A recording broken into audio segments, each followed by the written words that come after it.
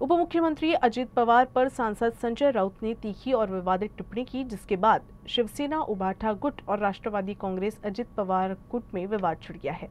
संजय राउत के बयान से आक्रोशित अकोला जिले के राष्ट्रवादी कार्यकर्ताओं ने उनका विरोध किया।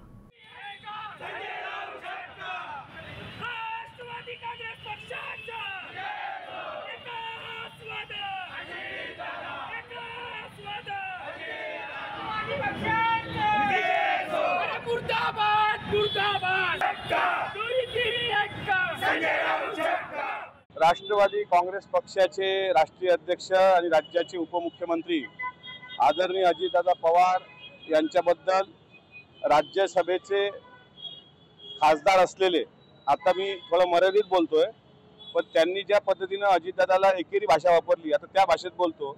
राज्यसभेचा खासदार असलेला संजय राऊत यांनी अजित पवारांच्या धमन्यात पाकळ्यांचं रक्त आहे हा अपशब्द वापरल्यानंतर राष्ट्रवादी काँग्रेस पक्षाकडून ही प्रातिनिधिक स्वरूपात का असू दे पण प्रतिक्रिया आलेली आहे। कारण आमच्या पक्षाच्या ज्येष्ठ नेत्यांवर अशा प्रकारे एखादा व्यक्ती वारंवार भुंकत असेल तर त्या भुंकणाऱ्या व्यक्तीचं तोंड लोकशाही पद्धतीने बंद करण्यासाठी राष्ट्रवादी काँग्रेस पक्षाचं अकोला जिल्ह्याच्या वतीने हे आंदोलन होतं।